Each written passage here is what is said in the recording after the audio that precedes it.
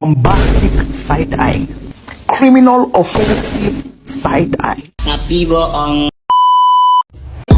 Haters talk, but there's nothing you can tell 'em. Just made a million, got another million on my schedule. No love for 'em, nigga breaking hearts. No keys, push to start. Yeah, you know what it is. Everything I do it big. Yeah, screaming that's not.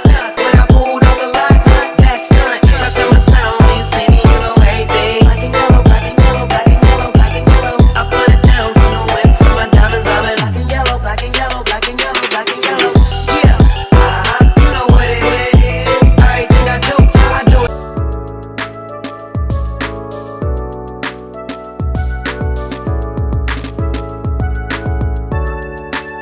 Bismillahirrahmanirrahim. Assalamualaikum warahmatullahi wabarakatuh. Salam sejahtera untuk kita semua. Perkenalkan kami dari mahasiswa YIN Kendari Fakultas Tarbiyah dan Ilmu Keguruan Program Studi Manajemen Pendidikan Islam.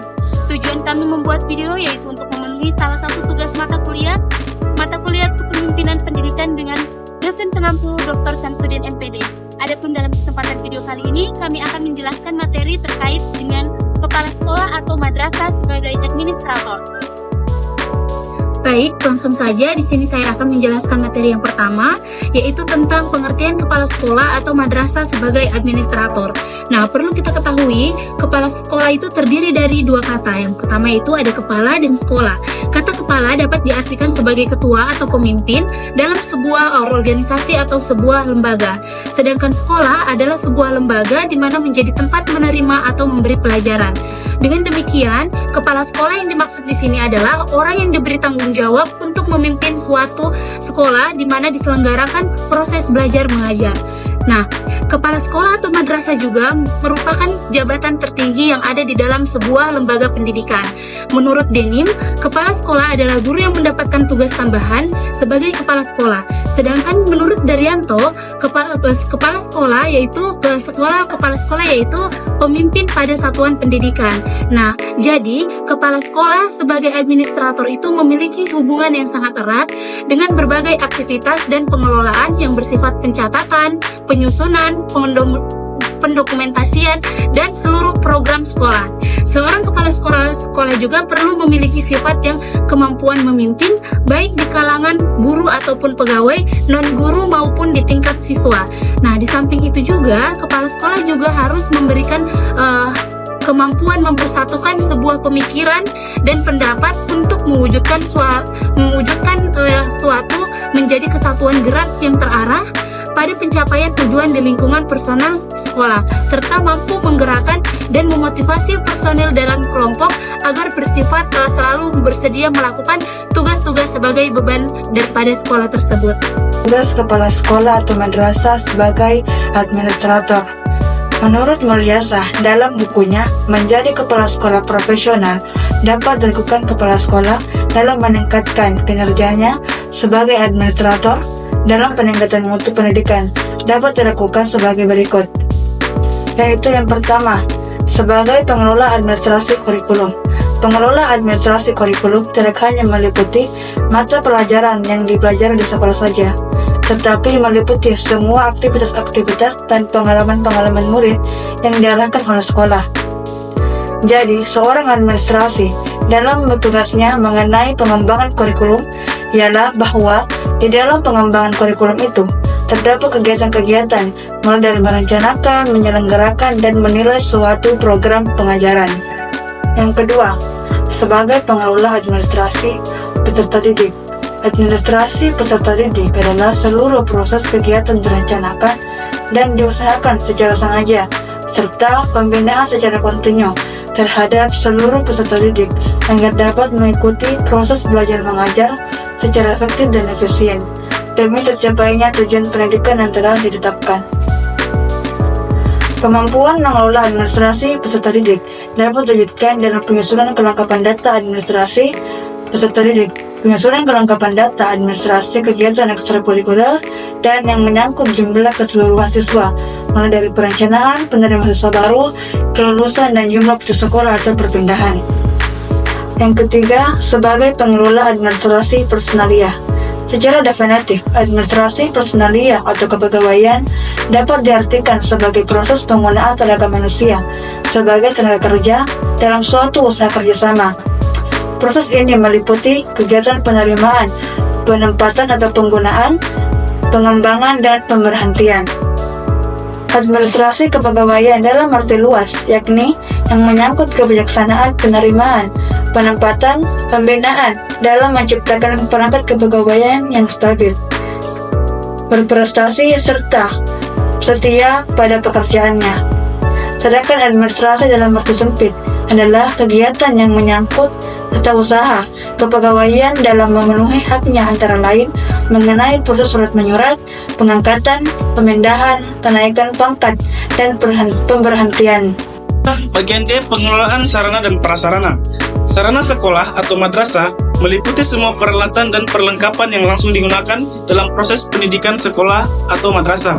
Sedangkan prasarana sekolah atau madrasah mencakup semua komponen yang secara tidak langsung menunjang jalannya proses pendidikan di sekolah atau madrasah. Selanjutnya bagian E, administrasi keuangan. Kemampuan mengelola administrasi keuangan harus diwujudkan dalam pengembangan administrasi keuangan rutin, pengembangan administrasi keuangan yang bersumber dari masyarakat dan orang tua peserta didik, pengembangan administrasi keuangan yang bersumber dari pemerintah, yakni uang yang harus dipertanggungjawabkan, dan dana bantuan operasional.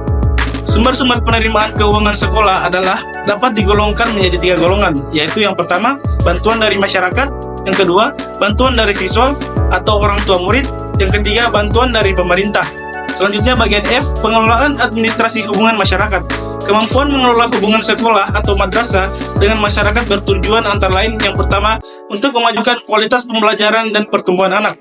Yang kedua, memperkokoh tujuan serta meningkatkan penghidupan masyarakat. Yang ketiga, menggairahkan masyarakat untuk menjalin hubungan sekolah dengan masyarakat. Jadi, saya akan menjelaskan kemampuan atau kompetensi kepala sekolah sebagai administrator.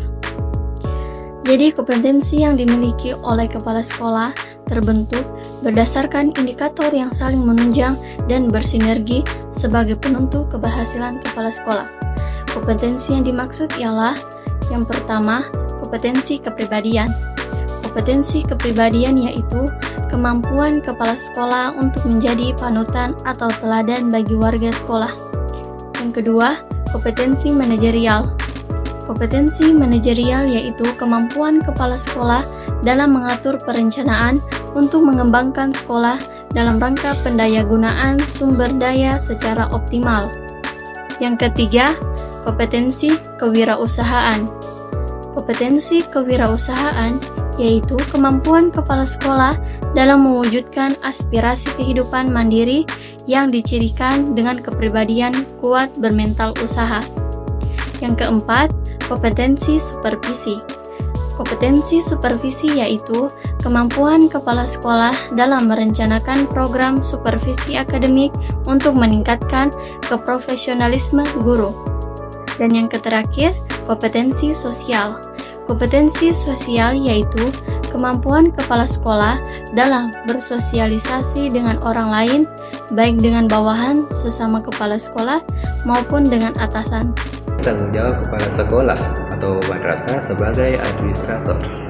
Kepala sekolah atau madrasah merupakan personal sekolah yang bertanggung jawab terhadap seluruh kegiatan-kegiatan sekolah atau madrasah.